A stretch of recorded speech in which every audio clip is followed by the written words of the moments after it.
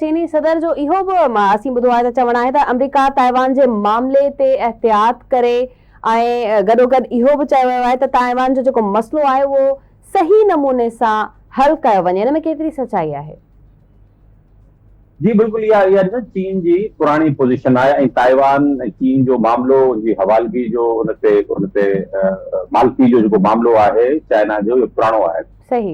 America चाहे तो America Taiwan में इन्फ्लुएंस करे ताइवान के चाइना का अलग रखना चाहे तो ताइवान की एक स्ट्रेटेजिक पोजीशन है इन सॼे खिते में। जी हाँ। उते जेकर ताइवान में अमेरिका जो कब्जो थे तो या अमेरिका जो इन्फ्लुएंस थे तो उस चाइना ते उते वेही अख रखी सके तो तंहिंजे करे अमेरिका वास्तो ना है ताइवान सां। ताइवान ते जेको इंडस्ट्रियल हिकिड़ो ज़ोन है तमाम घणो तरक्की याफ़्ता मुल्क है ताइवान। इन इलाके खिते में हिकिड़े में उतां जी डेवलपमेंट है, उते माइक्रोचिप ठहनि थियूं, उते ॿियूं शयूं ठहनि थियूं जेके स्ट्रेटेजिक सपोर्ट फराहम करे सघनि थियूं कंहिं बि मुल्क खे। अमेरिका जी उते नज़र आहे ऐं उन खां पोइ वरी उतां वरी चाइना ते नज़र रखणु चाहे थो। चाइना जी पोजीशन वॾी चाइना जी सुठी ॻाल्हि इहा आहे यार सफ़ारती मामले में डायरेक्ट हूंदो आहे, सिधी ॻाल्हि कंदो आहे। जी हा। ताइवान जे मामले ते बि उनजी वाज़े ॻाल्हि आहे त इहो असांजो हिसो आहे, असांजो मसइलो असां पाण हल कंदासीं, तव्हां विच में न पओ। सवाल कंदुमि त जॾहिं एलामियो जारी थियो त उन में अमरीकी एलामिये में ताइवान जी का बि ॻाल्हि न कई वई आहे। हालांकि जॾहिं मुलाक़ात जो एजेंडा सेट थियो त चीन बाक़ाइदा बावर करायो त ताइवान जेको आहे असांजी लाइक अ रेड लाइन आहे। हाणे अमेरिका जी ख़ामोशी छा इहो ॿुधाए थी सघे इन खां पोइ जेकॾहिं चीन का कार्रवाई थो करे ताइवान जे मथां त देन पोइ बि अमेरिका साइलेंट ई रहंदो? ॾिसो, अमेरिका वटि हींअर पोजीशन ना है कुछ ॻाल्हाइण जी, अॼु कुछ करण जी। तव्हां ॾिसो अमेरिका ट्रंप जेको आहे चाइना जे मामले में केॾो मोहतात आहे। हुन में हिकिड़ी ॿी ॻाल्हि तव्हां पाण हींअर ॿुधाई इंट्रो में, हिकु ॿिए जूं वाखाणूं वेठा कनि। जी हा। हिन जो मक़सदु आहे सवली सिंधी में मां ॿुधाइण ॿुधायां हिकु ॿिए जी चमचागिरी लॻी पई आहे। जी जी। अमेरिका हींअर चाइना जी मुकमल चमचागिरी में आहे। ये सिफारती ॿोली मां नथो इस्तेमालु कयां, पर इहा इस्तेमालु न थींदी, पर इहो उते ॿिए तरीक़े सां ॻाल्हि कंदा आहिनि। ऐं ॾाढो सुठो माण्हू आहे, चाइना वॾो ज़बरदस्त मुल्क आहे, वॾो दुनिया जो बहितरीन माण्हू आहे। जीअं ट्रंप कंदो आहे, ट्रंप जो तरीक़ेकार आहे, ट्रंप जो तरीक़े वारदात आहे।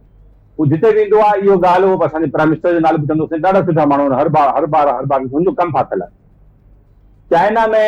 चाइना सां हींअर का बि अगराई करे, चाइना सां हींअर का बि किथे बि इंटरवेंशन करे ट्रंप अमेरिका पाण खे मुश्किल में नथा वेही सघनि। छाकाणि त ॿी ॻाल्हि स्ट्रेट ऑफ हॉर्मोज़ में जेको ब्लॉकेड कयो हो ट्रंप अमेरिका जो कयो, हुन चाइना जे बेड़नि खे हुन नथो लाथो। चाइना जा बेड़ा आज़ादी सां अचनि वञनि था ऐं इन में ई अमेरिका चाइना वॾो वाज़े तौर ते प्रेस कॉन्फ्रेंस करे हुननि जे तर्जुमान ऐलान कयो हो त असांजे बेड़नि खे हथ न लाहिजो। सही। उन खां पोइ अमेरिका पहुचे थी। हींअर अमेरिका जी उहा पोजीशन ना आहे त को ताइवान ते कब्जो करे, ताइवान में इंटरवेंशन करे, को इन्फ्लुएंस करे। हींअर बैक फुट ते आहे अमेरिका ईरान जंग खां बाद में, ऐं उहो कॾहिं वरी चाहींदो त चाइना जेको आहे चाइना खे उहा नाराज़ कया आहिनि। त फ़िलहाल ही गुडी पाण में खेॾनि पिया ऐं जेसिताईं गुडी रहंदा ऐं उन खां पोइ मौसम साहब छा अहम ॻाल्हि ईरान जे हवाले सां बि थी सघे थी? छा जंग जे हवाले सां जेको सीज़ फायर थियल आहे इन हवाले सां छा अमेरिका का बि ॻाल्हि चीन सां करे सघे थो या पाण सां गॾु उन्हनि खे करे सघे थो? ॾिसो, ये फॉर्मेलिटी में इहे ॻाल्हियूं शायदि न थियूं हुजनि ईरान जे हवाले, पर इशारनि कनाइनि में ॻाल्हियूं थियूं हूंदियूं ऐं बैकडोर ॻाल्हियूं ज़रूर थियूं हूंदियूं।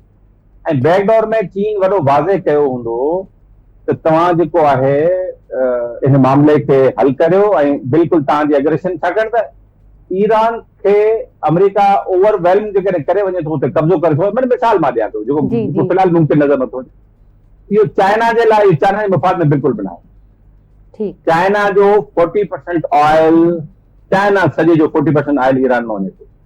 तव्हां सम्झो था त अमेरिका खे कब्ज़ो करणु आराम सां वेहण ॾींदो ऐं उहो तव्हां पोइ हुनजो ऑयल बंदि थी वञे, पोइ ॾुखियूं थी वञनि, पोइ हुते जेको बि आहिनि इकोनॉमिक सैंक्शन लॻंदी मुमकिन न आहे, नज़र नथो अचे। तंहिंजे करे चाइना जी जेका प्रेज़ेंस आहे हिन इलाके में ऐं हाणे जे तरीक़े सां हू जेके उन्हनि हाणे बि स्टेटमेंट ॾिनी हुई जो भई मामिलो सिफारती तरीक़े सां हल कयो, वधीक तव्हां ड्रैग न कयो। हिन दौरे खां अॻु में ॿियो तव्हांखे ख़बर हूंदी, हफ़्तो पहिरियों हिकिड़ो ॿियो दौरो थियो आहे।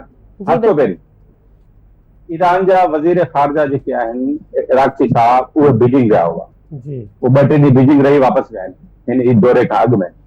त ज़ाहिर आहे इहो बिल्कुलु मुमकिन आहे ऐं थियो हूंदो त अमेरिका जो बैकडोर ॻाल्हियूं थी हूंदियूं ऐं बिल्कुलु वाज़िह पैगाम हिक ॿिए खे ॾिना विया हूंदा ऐं अमेरिका खे तनबीह बि कई वई हूंदी ऐं सोल्यूशन बि ॾिना विया हूंदा।